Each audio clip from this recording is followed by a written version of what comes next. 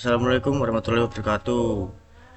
Selamat pagi, selamat siang, selamat sore, dan selamat malam bagi yang menonton video saya ini.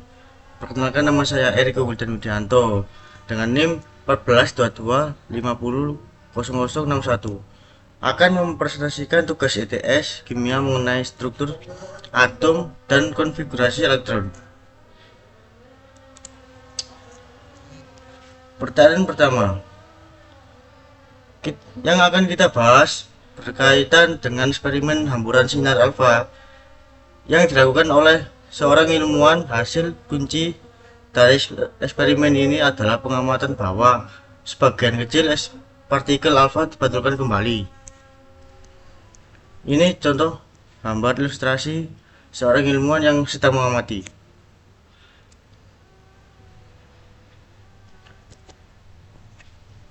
Sebelum eksperimen ini, ada model atom Thomson pada tahun 1904 yang dikenal sebagai model roti kismis. Dengan model ini, atom digambarkan sebagai bola bermuatan positif dengan elektron tersebar merata di dalamnya. Intinya, muatan positif dan negatif tersebar merata hingga tidak ada pusat massa atau muatan yang padat.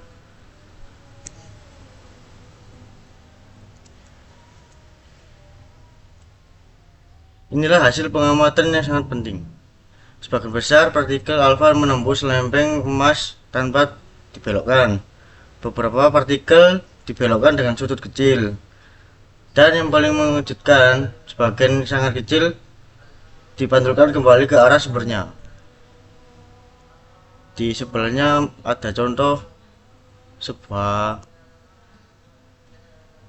partikel alfa menembus lempeng emas yang dibelokkan.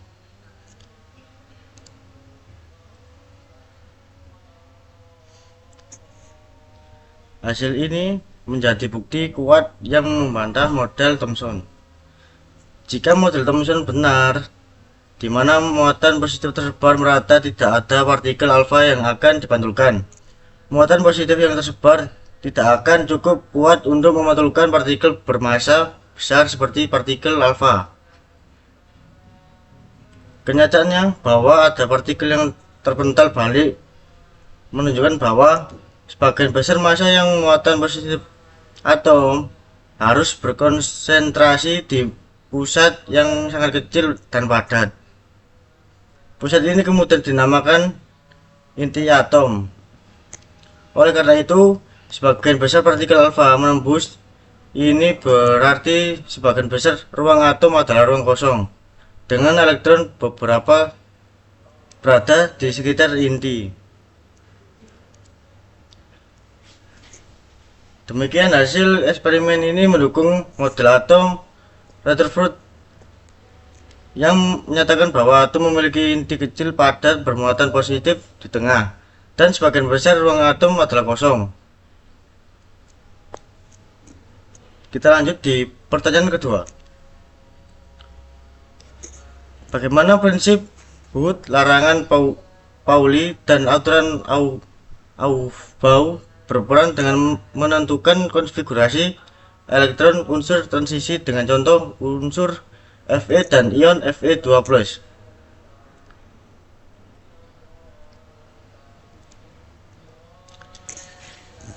Nah, ada 3 prinsip dasar. Yang pertama, aturan Aufbau. Prinsip atau disebut prinsip pengisian. Prinsip ini menyatakan bahwa elektron akan menempati tingkat energi terendah terlebih dahulu sebelum mengisi tingkat energi yang lebih tinggi. Prinsip ini menentukan urutan pengisian orbit, misalnya 4s diisi sebelum 3d.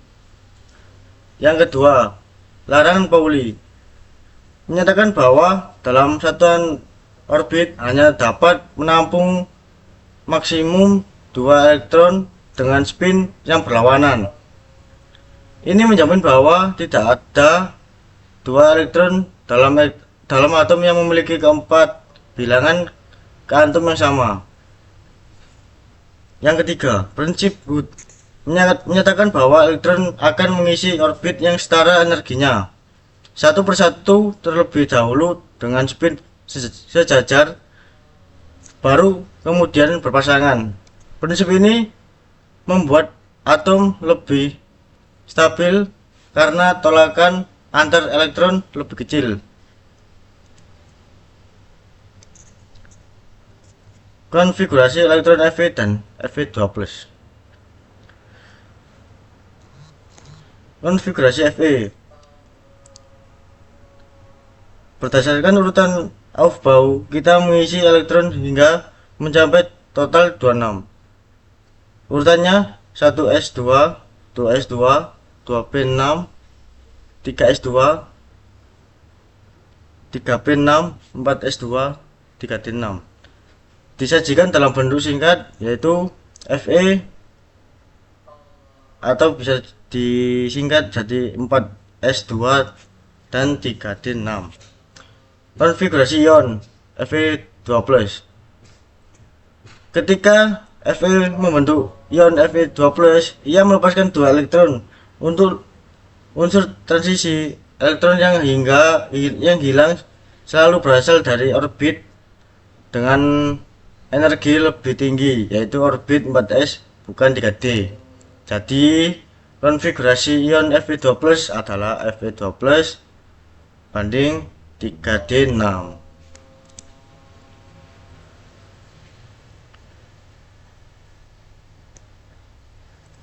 Nah, ini yang slide tadi.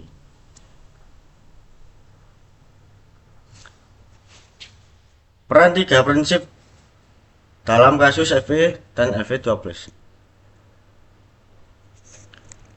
Aufbau menentukan urutan pengisian orbital, memastikan 4s diisi lebih dulu daripada 3d. Kalau Pauli memastikan bahwa setiap orbit berisi maksimal 2 elektron dengan spin berlawanan. Sedangkan Wood pada orbit 3d, elektron akan mengisi satu persatu dengan spin sejajar dulu sebelum berpasangan, menghasilkan konfigurasi 3d6 dengan 4 elektron tidak berpasangan. Visualisasi orbit Fe. 4s secara berlawanan dengan ke atas dan ke bawah. Kalau 3d ada 6, bisa disebut 3d6, yaitu ke atasnya ada 1, bawahnya 1, lalu ke atasnya ada 4. Dan visualisasi orbital Fe 3d6. 4s biasanya kosong, kalau 3d yaitu masih sama, yaitu ke atas 1, bawah 1, dan selanjutnya ke atasnya ada 4. Kesimpulan akhir, kombinasi dari aturan Aufbau, larangan Pauli, dan prinsip Wood menghasilkan konfigurasi elektron yang stabil dan sesuai dengan fakta eksperimen, seperti yang kita lihat pada Fe 4s2 3d6 dan Fe2+, atau bisa disingkat jadi 3d6. Ini contoh gambaran dari yang saya jelaskan tadi, yang dijelaskan untuk Wood-nya tadi. Oke, sekian dari presentasi saya. Bila ada salah kata maupun tingkah laku saya yang salah, mohon dimaafkan. Saya akhiri, wassalamualaikum warahmatullahi wabarakatuh. Kali ini saya akan melanjutkan dari video sebelumnya, yaitu melanjutkan nomor 3. Nah, di soal tersebut menunjukkan jumlah logam besi, yaitu Fe, direaksikan gas klorin yaitu Cl2 menghasilkan FeCl3. Nah, ini belum disederhanakan, kita sederhanakan dulu, yaitu Fe direaksikan Cl2 menghasilkan FeCl3. Nah, kita mencari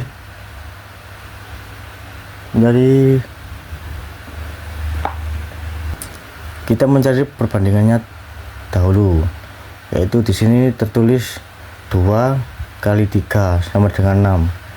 Nah, di sini 2 kali berapa hasilnya 6, yaitu 3. Kita tulis 3 di depannya Cl. Lalu di sini tertulis 3 kali berapa hasilnya 6, yaitu 2. Kita tulis 2. Nah, berhubung di sini kosong, kita samakan sama yang ini, yaitu 2. Nah, sudah. Lalu kita cari perbandingannya, yaitu 2 berbanding 3 banding 2. Lalu diketahui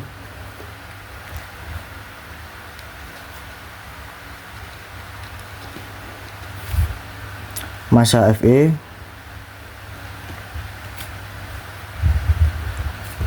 yaitu 5 tambah nim di belakang kita, yaitu kebetulan nim di belakang, dua angka belakang nim saya yaitu 61. Kita tulis terlebih dahulu, 5 tambah 61 sama dengan 66. Kita cari volume Cl.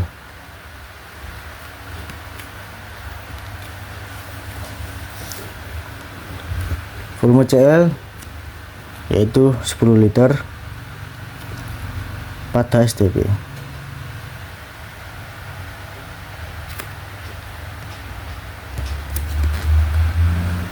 Kita cari MR Fe.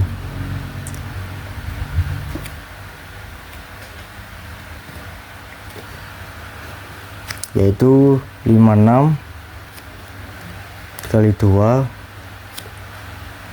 sama dengan 112.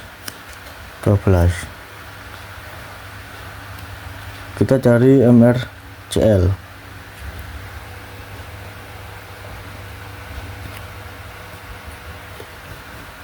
Yaitu 35,5 kali 3. Hasilnya yaitu 106,5. Nah, kita lanjut ke soalnya yang A.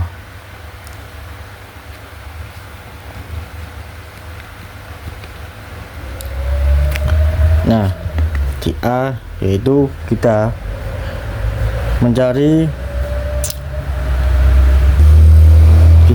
mol masing-masing reaktan terlebih dahulu, yaitu mol. Rumusnya adalah massa dibagi MR. Lalu kita tulis Fe. Fe itu didapat dari nim. Hasilnya nim tadi 66 bagi 112. 112 ini terdapat dari MRFE yang ini. Hasilnya adalah 0,589. Lalu kita cari Cl nya, itu 10 liter dibagi 2,4.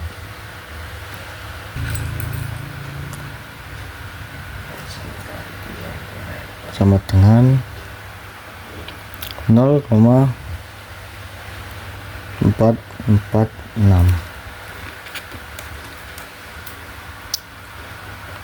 Nah, sudah, yang A sudah terjawab, lalu ganti yang soal yang B. B yaitu tentukan reaktan pembatas. Kita tulis terlebih dahulu yang ini, yaitu 2 Fe tambah 3 Cl2 sama dengan 2 Fe Cl3. Kita cari 2 Fe terlebih dahulu, yaitu di sini Fe nya 0,58, kita tulis di sini 89, lalu kita tulis di sini juga. Nah, gimana cari kita cari hasil dari hasilnya, yaitu 0,58 dibagi 2 dikali 3, hasilnya 0,883.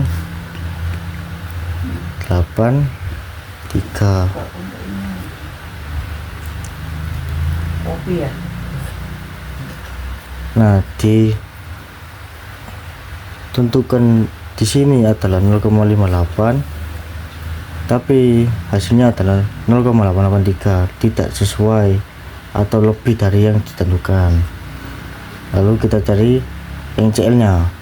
Nah, Cl nya tertulis 0,446.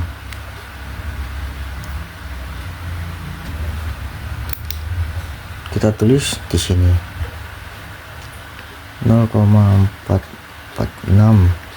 Nah, cara mengetahui hasil dari Cl yaitu 0,446 dibagi 3 dikali 2, yaitu hasilnya 0,297. Kita tulis di sini 0, ditulis di sini juga. Nah, di sini Cl nya sesuai dikarenakan yang dibutuhkan adalah 0,589, terus hasilnya adalah 0,297, jadi lebih dari yang ditentukan. Lalu kita lanjut ke soal yang C. C yaitu massa sama dengan mol dikali mr.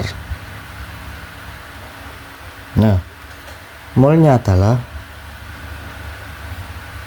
0,297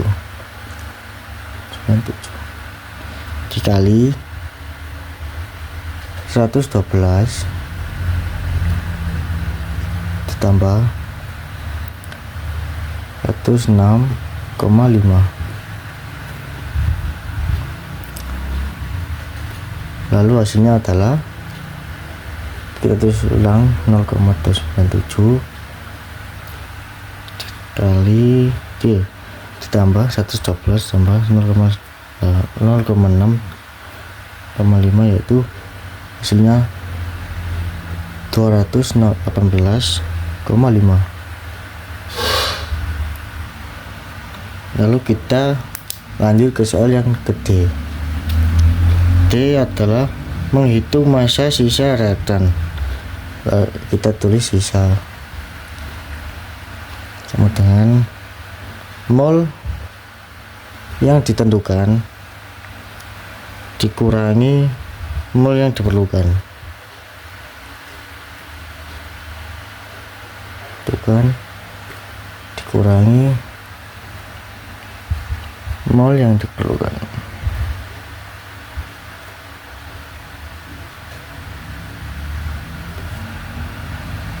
Nah, Mol yang ditemukan adalah 0,589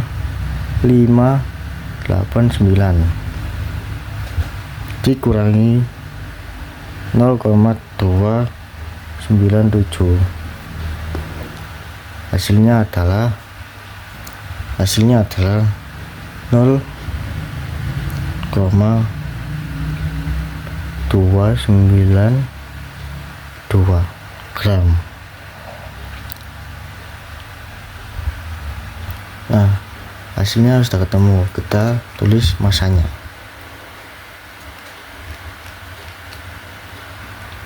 Yaitu hasilnya tadi 0,292 dari ini dikali 112 tadi ada di sini, kita cari di sini. Nah, lalu hasilnya